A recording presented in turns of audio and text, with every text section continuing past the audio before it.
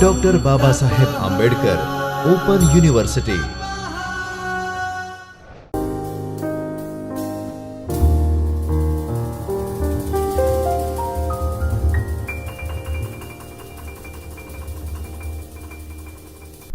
I, Dr. Darshna Dalwadi, Assistant Professor, School of Computer Science, Dr. Baba Saheb Ambedkar Open University, welcome you all to the Chaitanya Studio of Dr. Baba Saheb Ambedkar Open University. I welcome you all to the lecture series of Principles of Cyber Security, Block 1, Introduction to Cyber Security, in which we have Unit 1, Cyber Security Essentials. In previous lecture, we discussed about security concepts, in which we have seen confidentiality, integrity, availability and basic cryptography. Then after we have seen how cryptography works and symmetric encryption. Now in this lecture we will discuss about asymmetric encryption. Now asymmetric encryption means what? It is also known as public key cryptography. It uses two mathematically related but unique keys called as a public key and a private key. Each key has its unique function.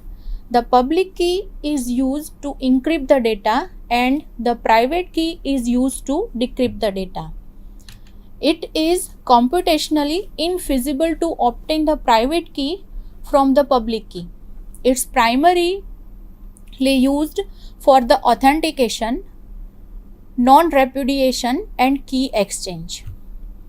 Anyone with the public key can encrypt the data but cannot decrypt the same. Only the appropriate receiver with the private key can decrypt the data. Even if the attacker knows that the sender is transmitting data to the receiver, also data passes through multiple channels, attacker cannot do anything, as the data can only be decrypted by the private key. In figure, we can see that plain text is encrypted using public key. At receiving side, the ciphertext is decrypted using the public key. Next side, all communication which takes part between sender and receiver includes the public key. The private key is never shared. They are simply stored on the software or on the machine where it is used.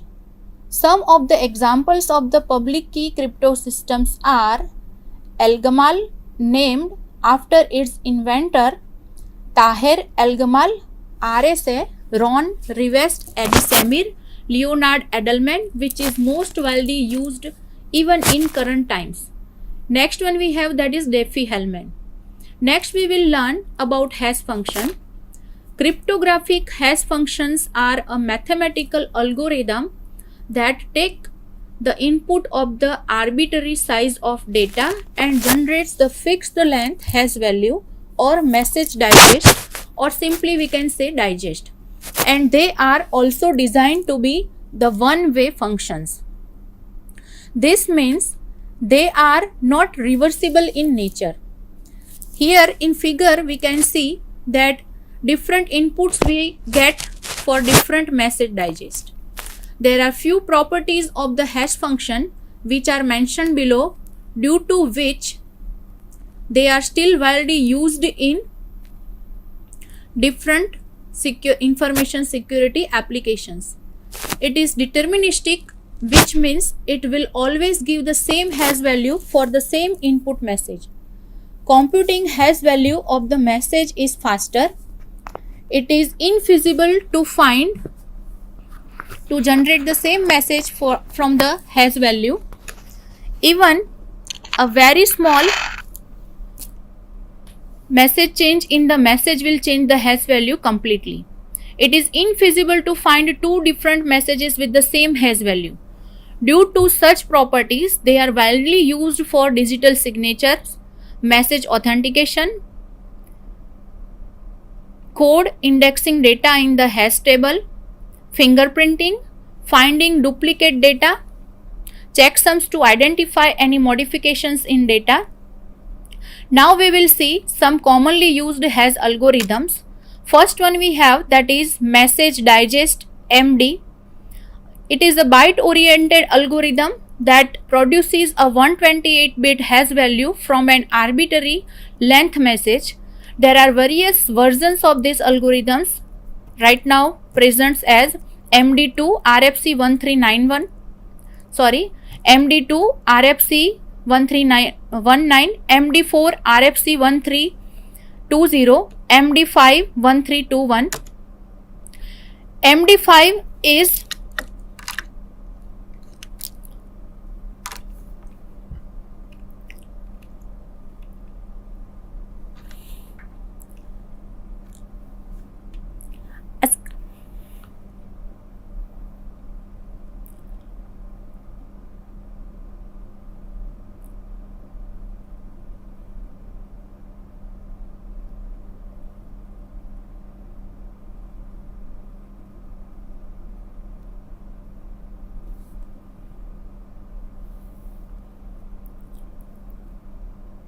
MD5 RFC1321.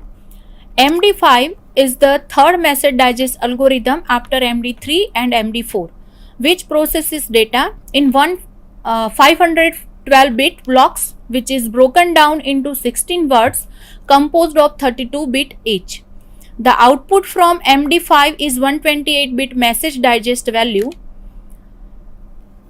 Next one we have, that is secure hash algorithm. It is a cryptographic hash function which is published by the National Institute of Standards and Technology NIST as a US federal information processing standard which takes an input and produces a 160-bit hash value known as a message digest, typically rendered as a hexadecimal number which is 40 digits long.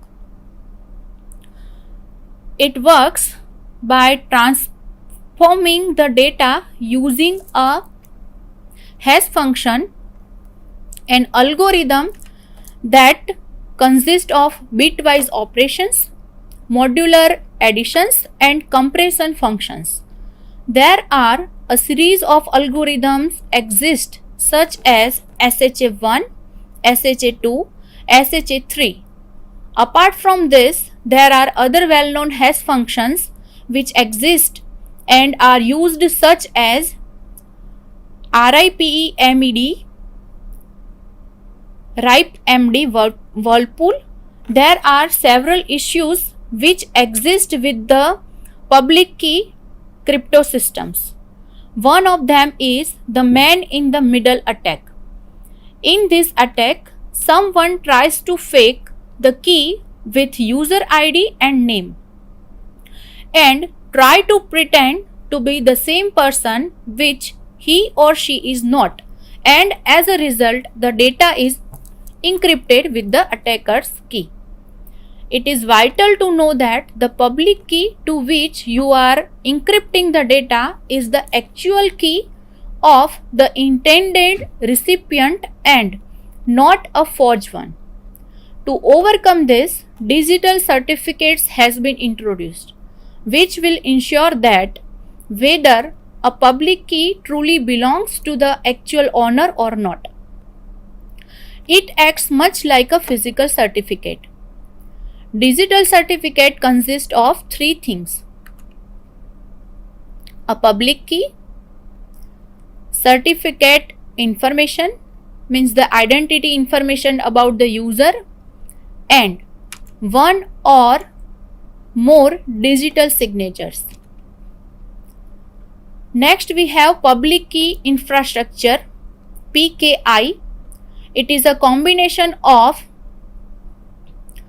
policies, role and procedures which are needed to create, manage, distribute, use, store and revoke digital certificates and manage public key encryption. It includes components such as certificate authority known as CA, and the registration authority known as RA. Certificate authority creates a certificate and digitally signs them using its own private key. As it is central component of the PKI system, using the public key of the CA, one can verify the authenticity of the digital signature, digital certificate, and can check the integrity of the content of the certificate. Registration authority refers to the people, which can include group, company, process, and tools, which will help user to enroll them with the PKI system. It also checks the public key belongs to its owner or not. On the other hand, CA is the software which issues the actual certificates. Let's sum up what we have done in this chapter. This chapter has provided the detail regarding basic cybersecurity details and current cybersecurity posture of the nation. Moving forward, we have also seen the basic security fundamentals and building blocks of cybersecurity, which are confidentiality, integrity, and availability. And why are they important? We have also seen how that can be achieved using the different encryption models and its understanding using pictorial representation.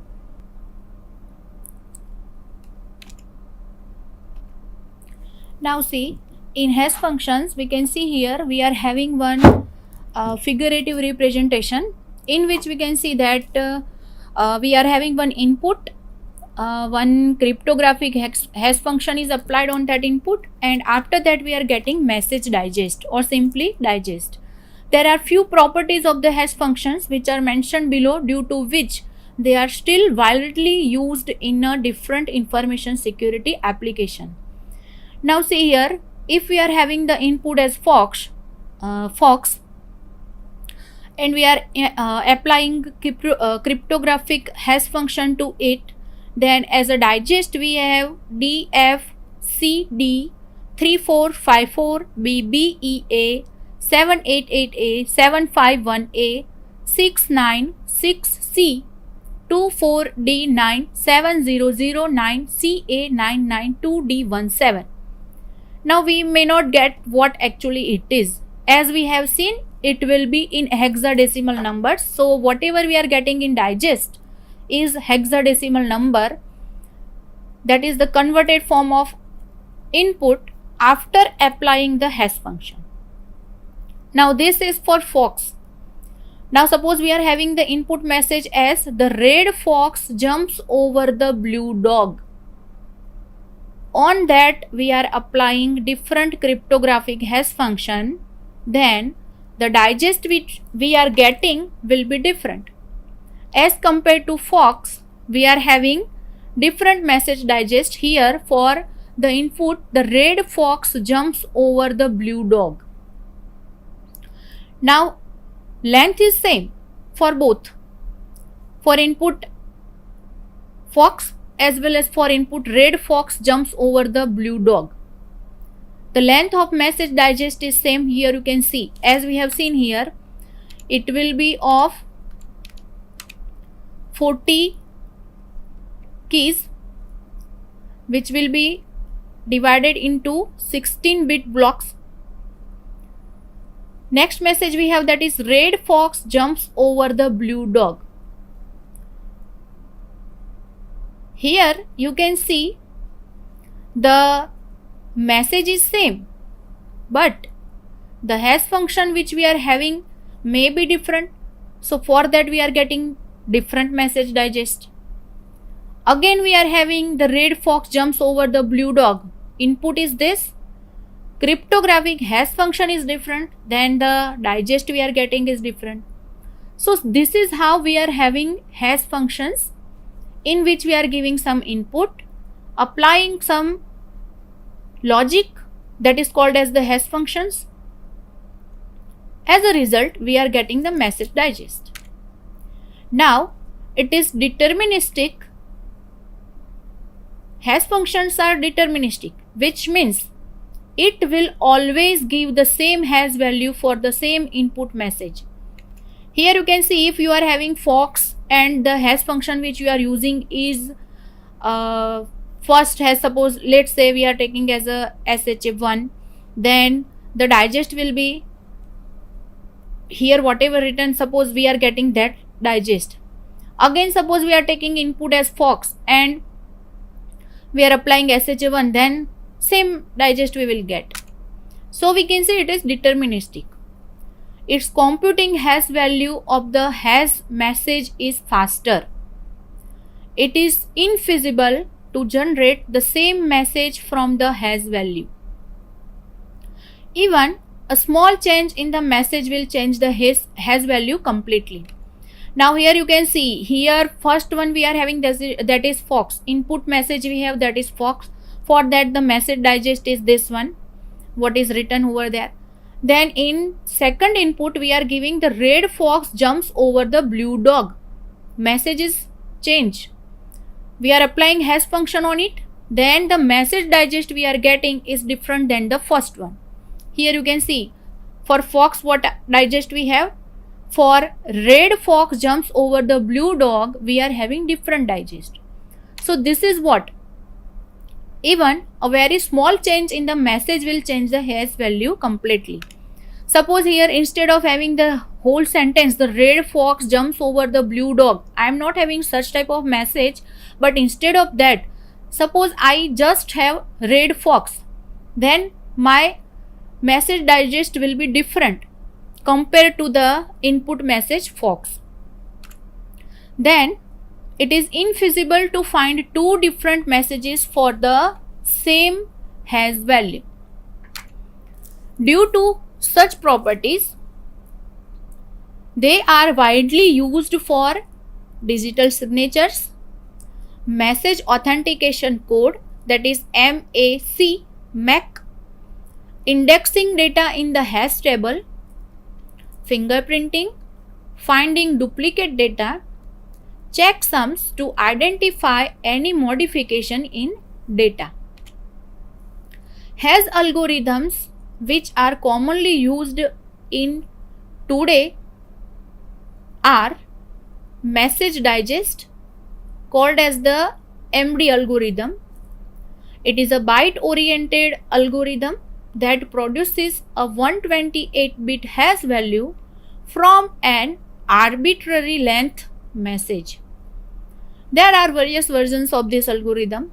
Some of them are MD2, that is RFC 1319, MD4, that is called as RFC 1320, MD5, that is called as RFC 1321. MD5 is the third message digest algorithm after MD3 and MD4, which is processing data in one block which will have 512 bits, which is broken down into 16 words, which is composed of 32-bit each. 16 words will be there, in which each word will have 32 bits. First one will have 32 bits, second one will have 32 bits, and so on up to 16 words. We will have total 512 bits.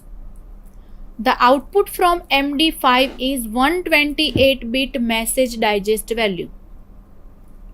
When we are having this MD5, it is processing one data of 512 bits. How it will process? It will break it into 16 words, which will have 32 bits in each word. And after applying this, the output which is generated, the message digest which is generated, it will have 128 bit in its message digest value. Then after we have next algorithm, that is secure hash algorithm. It is a cryptographic hash function. It is published by the National Institute of Standards and Technology, NIST, as a US Federal Information Processing Standard, which takes an input and produces a 160-bit hash value. It is known as a message digest, typically rendered as a hexadecimal number, which is 40 digits long. When we are having secure hash algorithm, at that time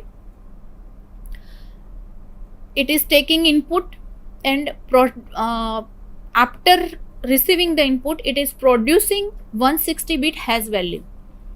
It is also known as a message digest, which will be the hexadecimal number, which will be of 40 digits long. It works by transforming the data using a hash function.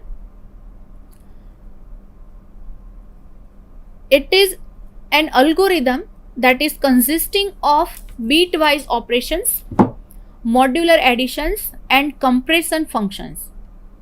There are a series of algorithms exist, such as SHA-1, SHA-2, SHA-3. SHA stands for, here we have seen, secure hash algorithm. So these are three different forms: SHA-1, SHA-2 and SHA-3. Other well-known hash functions are RIPE-MD and Whirlpool. Now when we are having these hash functions, with it sometimes we are having the issue that when we are having the transmission, in between that the attacker is stealing the key, and with the help of that key they are encrypting the data and generating new form, as well as they are decrypting it with the help of their key, whatever they have stolen. Now to overcome this problem, the digital signatures are introduced. There are several issues which exist with the public key crypto systems. One of them is the man in the middle attack. As we have seen right now, whatever we discussed is it was the example of man in the middle attack, where someone tries to fake the key with user ID and name. They are trying to pretend that they are the same person to whom the rights are given, but actually they are not the authorized person. As a result, what happens? The data is encrypted with the attacker's key. It is vital to know that the public key to which you are encrypting the data is the actual key of the intended recipient and not a forged one. Means not from the unauthorized user. You have to check that it is authorized user or not. To overcome this problem, digital signatures are using digital certificates, which are ensuring that whether a public key truly belongs to the actual owner or not. Actually, digital signatures are doing what? They are ensuring that the key which is used by the user is proper, the user is authorized or not. It acts much like a physical certificate. As we have the certificate when we are attending any seminar or any conference, at that time they are giving us the certificate mentioning that we have attended. If we are physically present, then they are giving us the certificate. If we have presented something, then for that also certificate is given. It is same like that. It gives what? The digital certificates are giving the assurity of the public key, which is used in encryption and decryption. And what assurity is giving? It is giving the assurity that the key is belonging to the actual owner.